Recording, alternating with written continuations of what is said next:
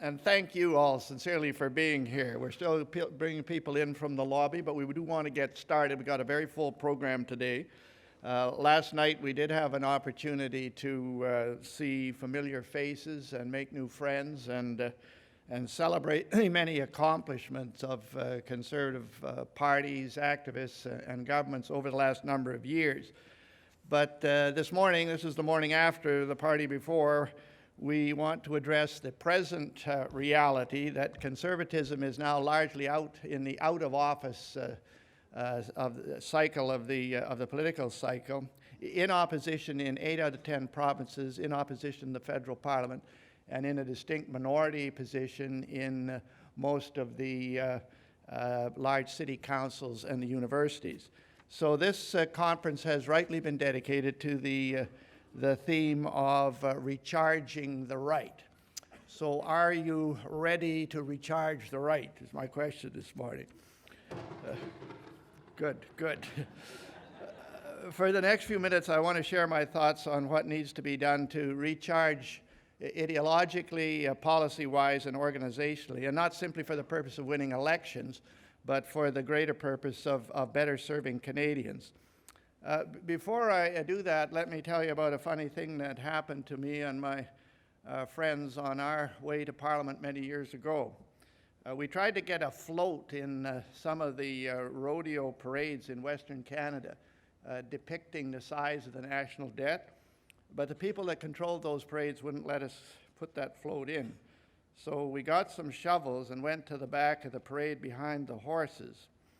And horses, of course, especially those that are liberal in their movements, are known to do what politicians do. They create a big mess and then walk on and leave the cleanup for somebody else. And so we walked along behind the horses with a banner with our party name and the message, "We clean up the mess." And I think that is maybe highly relevant today. At the federal level, as you know, the Trudeau Liberals are now committed to running massive deficits, at least 18 to 20 billion this year, another 10 billion to pay for the election promises, another at least 15 billion promised for the next year. Deficits which the National Bank of Canada estimates will amount to an addition of $90 billion to the national debt over the next 4 years. This constitutes a major fiscal mess which conservatives must be prepared to clean up just as we have in the past. And while we're on the subject of messes that eventually need to be cleaned up, it's not a coincidence that whenever a federal Liberal government is elected, almost immediately there are strains on national unity. What are the unity consequences going to be when the federal government is all ears to request from Bombardier for financial aid to protect 3,000 jobs in Quebec, but is stone deaf to the voices of over 100,000 unemployed oil field workers in Western Canada? What will be the unity consequences when a supposedly national government welcomes tankers bringing in foreign oil on the East Coast, even up the St. Lawrence, but wants to ban tankers on the West Coast from carrying Canadian oil to world markets? What are the unity consequences when the federal government pays more attention to energy advice from Denis Coderre, of all people, than it does to Premier Brad Wall, the Premier of Saskatchewan? Brad Wall having forgotten more about energy than Coderre will ever know. And some of us were in the House when Denis Coderre was a junior minister in the Chrétien government, and we could tell you a little bit about his abilities. These first steps of the newly elected Trudeau government cannot possibly be construed as sunny, new, progressive 21st century policy initiatives. They're the same old liberal policies from the 1970s and 80s, which plunged us deeper into debt, crippled the energy sector, and eventually divided the country.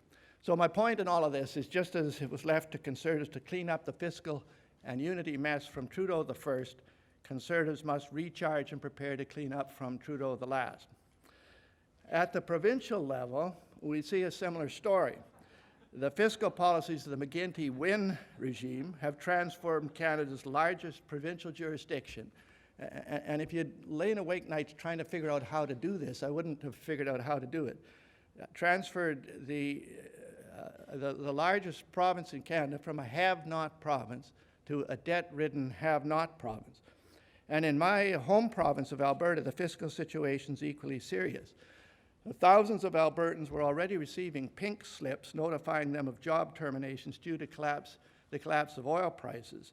But now thousands more will effectively be receiving orange slips notifying them of job terminations as a result of NDP policies.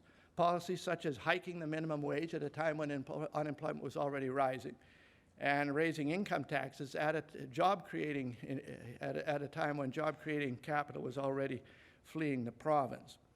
Imposition of a carbon tax, which is not revenue neutral, and a farm bill, which increases farm and ranch costs across the boards, will increase the prices of everything from gasoline at the pump to utility rates for households and industries to food prices affecting every Albertan except those that don't eat. Not very many of those. Orange stickers advertising or advising consumers that these price increases are not due to changes in supply and demand. These price increases are due to particularly provincial government policies. And I think orange stickers should soon be attached to half the goods and services sold in Alberta to acquaint the public with that fact. So my point in going through all of this is so conservative think tankers who are here, academics, grassroots advocacy groups, it's time again to provide our conservative parties with the analysis, with the communications pieces, with the policy tools and field support to hold Liberal and Socialist governments across the country accountable for fiscal mismanagement and to repair the damages once the public has had enough, as inevitably they will. But now on to more, that's the negative part of my speech, on to the more positive and inspirational aspects of recharging the right. And recharging the right means, I believe, three-dimensional conservatism. Thinking deeper, going wider, and reaching higher. Deeper into conservative values and principles, wider or broader in their communication and application to policy alternatives, and higher in our aspirations to offer both character and substance to Canadian voters. And what I want to outline this morning are 5 proposals for trying to achieve that objective. Proposal number 1, some of you will remember from our conference last year that public opinion data from our national survey made it abundantly clear that Canadians attach even more importance to the character and ethics of candidates for public office and their parties, whether they possess such character traits as honesty or transparency and empathy, than they do to how knowledgeable or skillful we are in presenting our principles and policies. And why is that? Because if electors don't trust us, they won't listen to us. If they don't trust us, they won't believe what we have to say on values or issues or policies or anything else. If they don't trust us, they won't entrust us with government responsibilities. And trustworthiness, of course, ultimately rests more on ethics and character than it does what your positions are, as important as those positions may be. So in choosing conservative spokespersons going forward, in choosing candidates, in choosing leaders, is it not imperative to ensure to the maximum extent possible that they possess the ethics and character traits that make conservatives trustworthy in the eyes of Canadians whose support we are seeking? Proposal number 2, let's ask these questions. What are the value-based policies that conservatives have to offer as alternatives to those offered by self-styled progressives? Not just on the fiscal front, where we are already strong, but in all the major areas of public interest and concern, some of which we may have neglected in the past. As we've said, let Liberals and Socialists pursue fiscal policies that afflict Canadians with debt and tax increases. Let Conservatives offer debt and tax relief, fiscal responsibility being a Canadian value that Conservatives want to affirm. But at the same time, let's make clear that Canadian conservatism is much more than fiscal policy. Left-of-center politicians and interest groups offer macro and micro regulation by governments as the primary path to environmental protection. Let Conservatives offer conservation and the harnessing of market mechanisms to environmental protection, conservation and faith in markets being conservative values. Let Progressives continue to offer universally accessible health care, but shackled to a monopolistic, bureaucratic, and financially unsustainable delivery system. Let Conservatives also offer universally accessible health care, but combined with respect for provincial jurisdiction, freedom of choice, and a sustainable financial model. Freedom of choice and sustainability being Canadian values that Conservatives want to affirm and assert. Let those of us of the older generation, no matter what our political stripe, respect the desire of the next generation for more freedom of choice in lifestyles.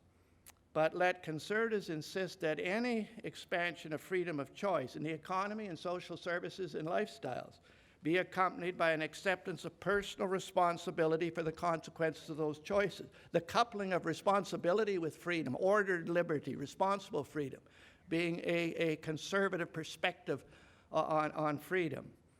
Let Liberals and Socialists offer income redistribution as the answer to poverty and inequality, which they've done for years and for years, with bloated public bureaucracies taking a cut in the middle. Let Conservatives offer increased access to the tools of wealth creation, better access to technology, education, markets, and capital as a better way to address both poverty and inequality. On the international stage, let Liberals and Socialists imitate the national rodent who slaps his tail and then disappears when danger threatens. Let Conservatives champion a vigorous foreign policy that confronts the enemies of freedom and vigorously supports her friends. Let Liberals and Socialists support whipped votes in our democratic assemblies when issues of conscience are at stake. Let Conservatives insist that those freedoms supposedly guaranteed by the Charter, freedom of religion, belief, conscience, and expression, must above all be respected in the very chambers that enacted the Charter in the first place. At the end of the day, what self-styled progressives want to say to Canadians is essentially, look what your governments have done for you. At the end of the day, what Conservatives want Canadians to say is, look what we have done for ourselves. And recharging the right must surely involve expanding the reach of conservative values and principles and the benefits in all these policy areas which I've mentioned and more. But I must hurry on to proposal number 3. As most of you know, and there's a lot of people here that are involved in political organization at the constituency level, there are about 1,200 conservative constituency associations in the country, both federal and provincial. Over the election cycle, at least 4 people, maybe more, will think about a candidacy in those ridings, which means there will be, over the next election cycle, there will be about 5,000 people, at least 5,000 conservative-oriented candidates who would benefit from training to improve their qualifications and effectiveness as candidates and office holders at the federal and provincial level. In addition to candidates, as most of you know, in many of these ridings, there's about 20 people, usually not more than 20 people, who do 90% of the work, the political work at the grassroots level, holding meetings, recruiting candidates, raising money, running the local campaigns, which means there's about another 24,000 conservative volunteers who would benefit from training to improve their qualifications and effectiveness at grassroots political organization. To use the hockey analogy, if your forwards and your defense are better trained than other guys' forwards and defense, if your goalie's better coached than their goalies, you should win more games and championships. Maybe not for the Maple Leafs, but we can't use that because the Oilers and the Flames are even worse shape this year. So I'll skip that. And then if we expand our horizons to look at the municipal field, there are over 25,000 elected municipal officials in Canada, not counting school boards. And that, of course, is the level of government closest to the people, the arena where many provincial and federal political people get their start. And it is an electoral area where Conservatives have tended to, which we've tended to neglect. If even 5 conservative-oriented Canadians get serious about bringing the benefits of conservative values, policies, and trustworthiness to each elected municipal position, that means another potential 125,000 conservative political activists who would benefit from better preparation and training for municipal campaigning and holding municipal office. So I ask each of you, what can you and your organization or constituency association do to expand and service the market for conservative-oriented training for political activism? Can you think of someone, maybe a younger person, who would benefit from such training? Could you put them in touch with a training program? Could you help finance their training? Could you invite a training program to your riding or association and help organize its delivery? If you do have William McBeath, who puts on our training programs, would be more than happy to talk to you or to put you in touch with somebody that might be able to meet those needs. Now, the old idea in politics was that newly elected officials, or anybody running for public office, didn't really need preparatory training because they could simply learn on the job from those who were already there. But let me give you just one illustration of how totally inadequate this approach is in today's fast-moving and highly visible world. A couple of months ago in Alberta, an agricultural bill, Bill 6, basically a thinly veiled attempt to start unionizing Alberta farm workers and cowboys, was recently introduced and passed in the Alberta legislature with apparently the full support of the NDP caucus. What I want you to notice is the unprofessional and amateurish manner in which this bill was introduced by the House and handled by the minister supposedly responsible.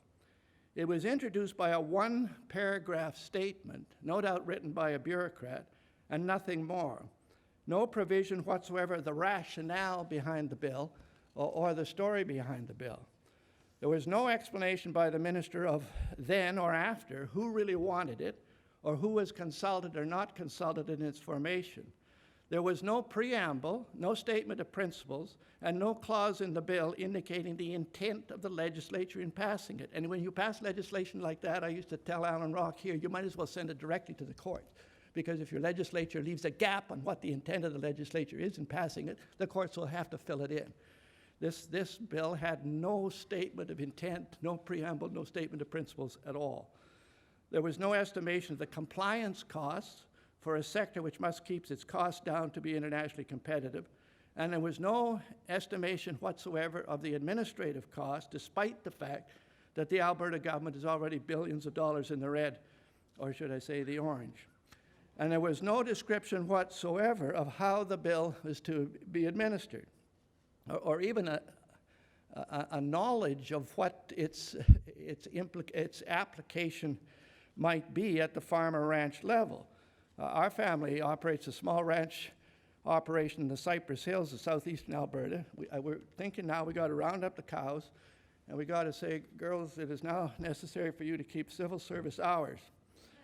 And that means absolutely no calving except between 8 and 5 during the day, and no calving at all on statutory holidays, because we can't afford to be paying double time to cowboys for overtime work at calving time. I could go on and on, but my point is this, that this shoddy introduction of a piece of important legislation is what you might charitably expect from a student minister in a high school model parliament. It is not what you would rightfully expect from a minister of the Crown who's paid $190,000 per year, propped up by dozens of political and departmental staff, reporting to a 110-year-old Democratic legislature with a $50 billion budget and accountable to 4.2 million people. But it's what can happen time and time again when well-meaning but incompetent partisans get elected to a provincial assembly or to a parliament or a municipal council with little or no preparation or training for what the job actually entails. And that happens to include lawmaking, which apparently the NDP in Alberta is just discovering.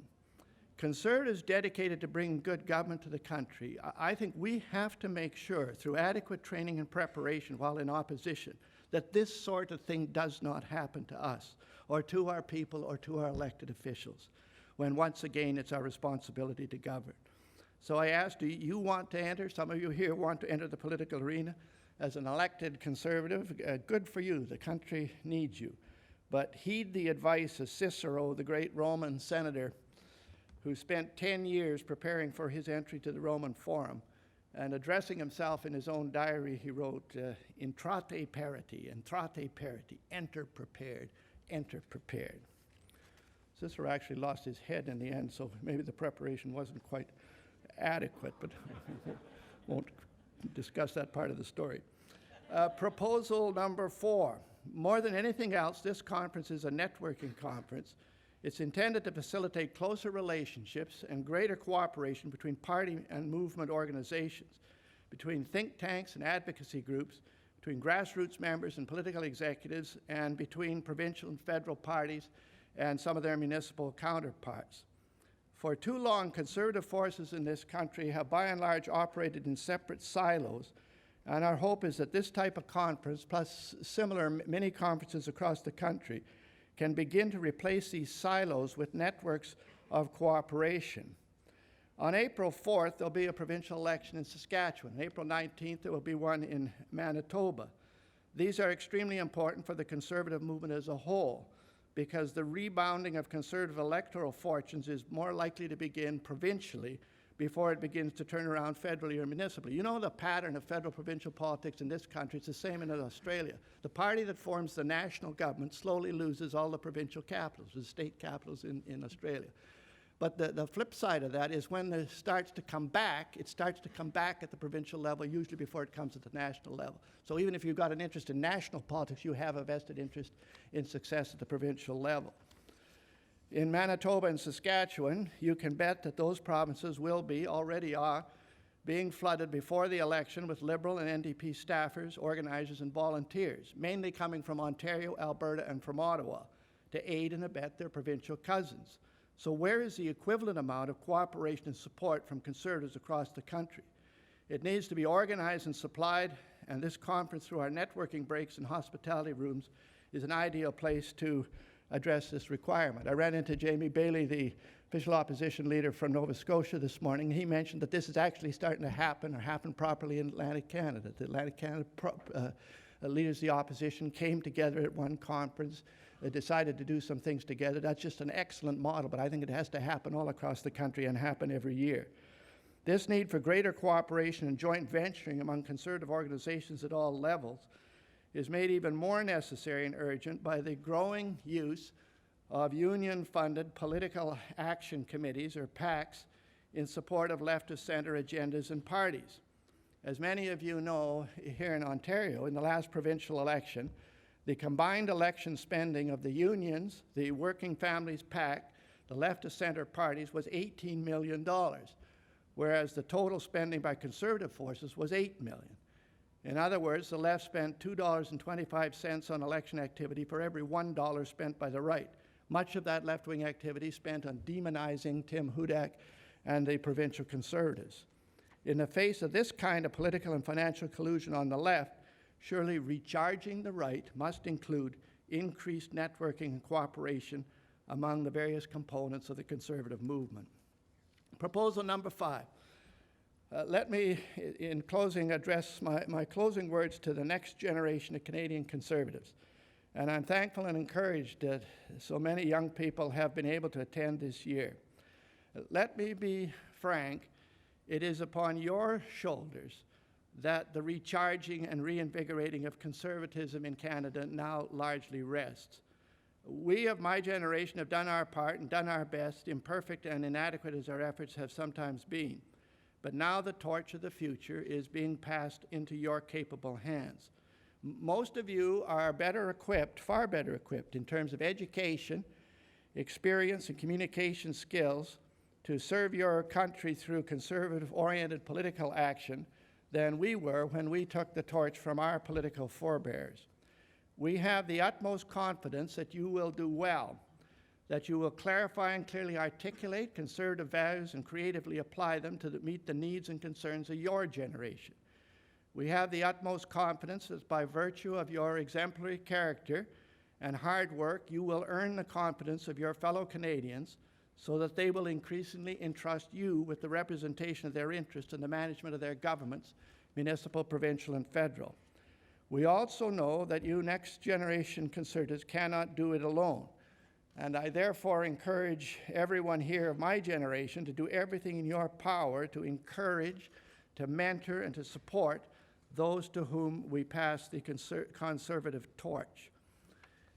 And I should add this, that if this next generation wants to do something differently, if they want to modify the conservative position on some issue of particular concern to their generation, or better address some issue that we have neglected or mishandled.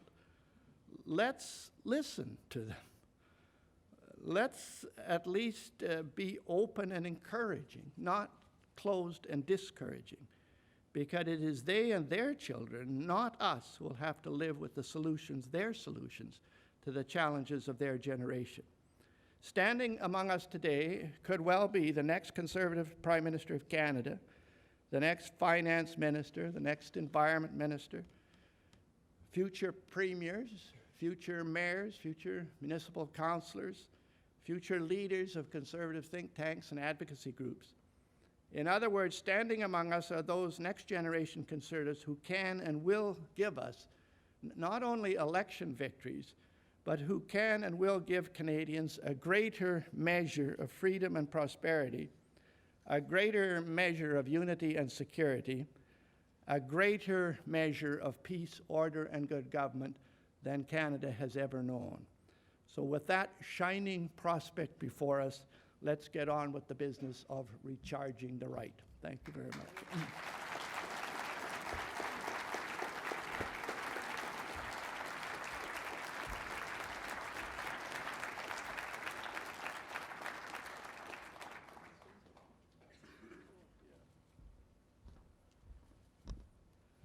Yeah, we just received some sad news that Don Getty, the former Premier of Alberta, just passed away. I guess this was last night. Yeah, so why don't we just take a minute, maybe or just 30 seconds of silence to remember Don Getty, who is a major contributor to, I remember Don when he was the quarterback of the Edmonton Eskimos, won 3 Grey Cups in a row, 1954, 55, 56. And Don was a leader in his own right, became Premier of the province, succeeding Peter Lougheed. Let's just take 30 seconds to remember Don Getty.